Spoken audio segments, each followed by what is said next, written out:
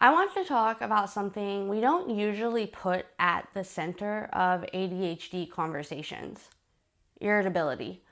When most people hear ADHD, they think about focus, distraction, hyperactivity, or maybe procrastination. But one of the biggest struggles I hear from people isn't about attention at all. It's about irritability. That constant edge, the quick snap at something small, the feeling that little things set you off more than they should. And the thing is, irritability doesn't mean you're a mean person or that you have a bad attitude. It means your brain is sending you a signal. It's sending up a signal. Irritability in ADHD is one of the most overlooked symptoms, but it can shape your day-to-day life more than focus or energy ever will. And if you've ever wondered, why am I so irritable all the time? Maybe this episode is for you. Irritability isn't the same as anger. Anger usually has a clear target. Somebody crosses your boundary, disrespects you, or something unjust happens and you get angry. It's a direct response to a trigger you can identify or point to. But irritability is different. It's more like background static. You wake up with that edge, you carry it through the day, and then suddenly the smallest thing, maybe someone chewing too loud, your phone going off too many times, your computer lagging, and it feels like the last straw. In ADHD, this baseline irritability is often even higher. Not because people with ADHD are angry people, but because their brains are already working overtime. And when your system is overloaded, it takes less to push you into that snap or that sigh of frustration. So the distinction matters. Anger is about something specific. Irritability is a signal that your whole system is running hot. So what's really happening in the brain when irritability shows up with ADHD? Let's try to break it down a little bit. First, the prefrontal cortex, the part of the brain responsible for focus, planning, and emotional regulation. In ADHD, the signaling here is less consistent. Dopamine and norepinephrine, the brain's key messenger chemicals for motivation and self-control, don't flow as smoothly. And that means the brakes on your emotions aren't as strong. So frustration builds faster and irritability shows up more often. Second, the brain's alarm system. Research shows the amygdala is more reactive in people with ADHD. That means emotional signals like rejection, criticism, or even minor inconveniences or stress hit harder and louder.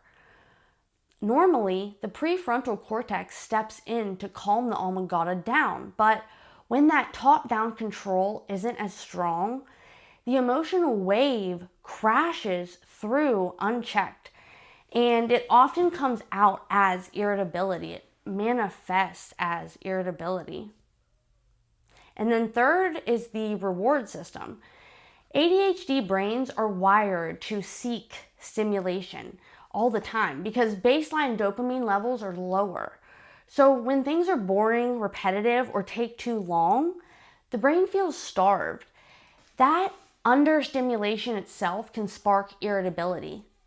On the flip side, too much stimulation, like too much noise, too many tabs open, too much chaos around you, overwhelms the system.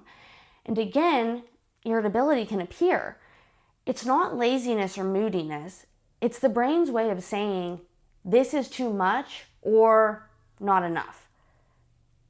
Fourth is the default mode network, or the DMN. You may or may not have heard of this, but this is the part of the brain that runs in the background, generating constant thoughts, daydreams, or self-talk, positive or negative. In ADHD, the DMN can intrude when you're trying to focus, like those intrusive thoughts. That mental chatter makes it hard to stay calm or present in the moment, which shortens your fuse, resulting in irritability.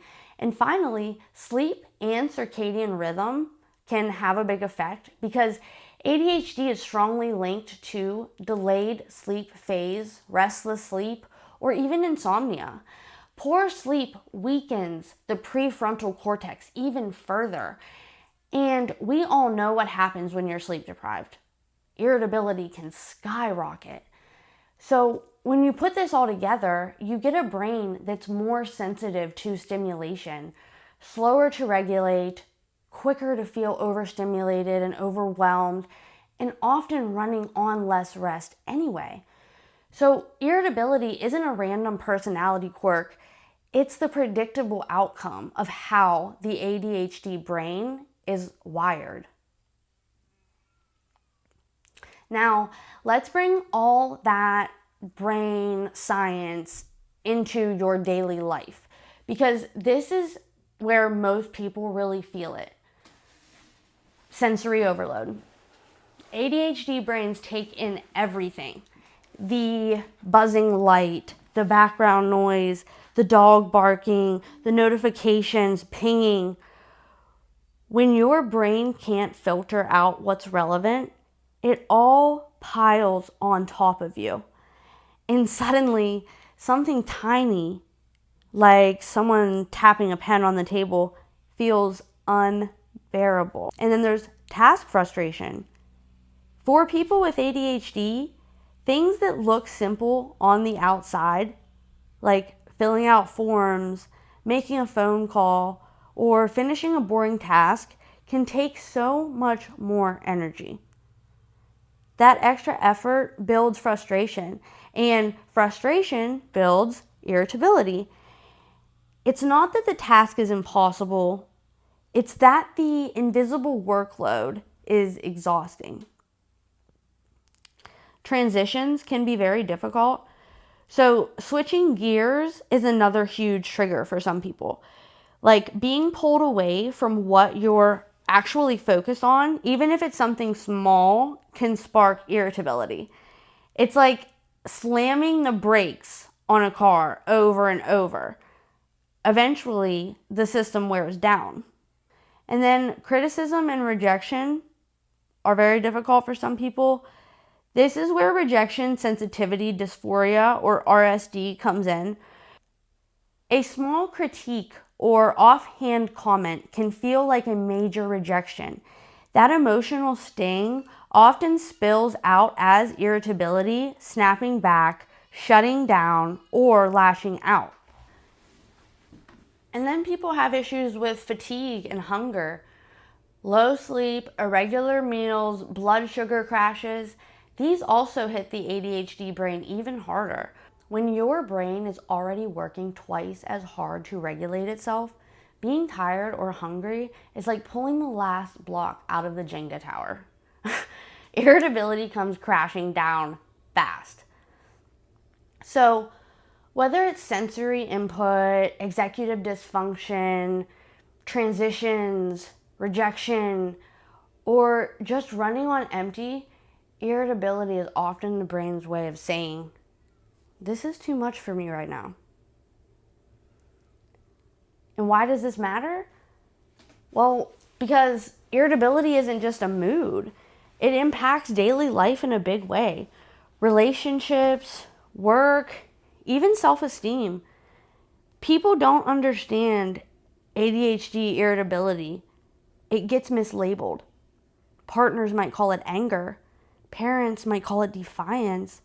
Teachers might say a child has a behavior problem. And over time, the person with ADHD starts to believe they're just a difficult or unlikable person. That shame sticks. And it's completely unfair, honestly. Here's what the research actually says about it. Studies show that 70 to 85% of people with ADHD report higher frustration, impatience, or emotional reactivity compared to people without ADHD. In a large US survey of over 42,000 adults, irritability was not only common in ADHD, but also strongly linked to depression, anxiety, and even suicidal thoughts and behavior. And in kids and adolescents, irritability is sometimes the primary symptom of ADHD or depression, not distraction or sadness. And I've seen that in my practice. One review found chronic irritability showed up in as many as 1 in 4 psychiatric outpatient care in children. So when someone says, I'm just irritable, what they often mean is I'm living with a nervous system that is constantly feeling overloaded, or I'm constantly feeling overstimulated. That's why it matters, because irritability is not a character flaw, it's a symptom. And when we treat it as a signal instead of a personality defect, people finally get the compassion and help they deserve to start to make changes. Because the shift I want you to take away is that irritability is not your identity. It's not a personality trait you're stuck with forever. It's just a symptom. And like any symptom, it has meaning. Think of irritability like the way you'd think of a fever. A fever isn't a flaw in who you are, right? It's just your body saying, hey, something's off. Pay attention. We're battling something. Irritability works the same way for the brain. It's a signal, not a sentence. For people with ADHD, that signal is often about overload, overstimulation, too much stimulation, too many demands, too little sleep, too much rejection, too much, too little. And instead of beating yourself up for being snappy or short-tempered, you can start asking a better question. What's fueling this irritability right now? Am I overstimulated? Try to zoom out. Am I understimulated and bored to the point of frustration? Am I hungry, tired, or stretched too thin? Am I carrying the weight of rejection or shame, real or imagined? When you frame it this way, irritability becomes a clue, a compass that points you toward what your brain actually needs to feel better. And that reframe matters. That shift matters, because once you see irritability as information instead of an identity, you can respond with compassion instead of shame and start to heal. So in closing, irritability is not proof that you're broken or difficult. It's not your identity. It's your nervous system raising its hand and saying, I need something. If you live with ADHD, irritability will probably show up more often than you'd like. That's the reality. But instead of seeing it as a flaw, start treating it as information instead. It's not about being an angry person. It's about having a brain that processes the world differently. A brain that gets overstimulated, understimulated, or worn down faster. And here's the good news. Once you start looking beneath irritability, you can make changes. Sometimes that means practical strategies like building in breaks in your day or protecting your sleep schedule at all costs, finding ways to reduce sensory overload. Sometimes it means treatment, coaching, or therapy that actually addresses the emotional regulation side of ADHD, not just the focus and attention side. But most importantly, it means compassion. Always compassion for yourself when you snap at something small. Be kind to yourself. Compassion for the people you love when they don't understand what's happening. And compassion for the reality that this is not your fault. You're not a mean person. It's how your brain is wired, and you need to use the information to be the best version of you. Because irritability isn't the end of the story. It's the beginning of a better question. What does my brain need right now? And that's where the real change starts to happen. That's all for this topic. Thank you for being here today. Bye.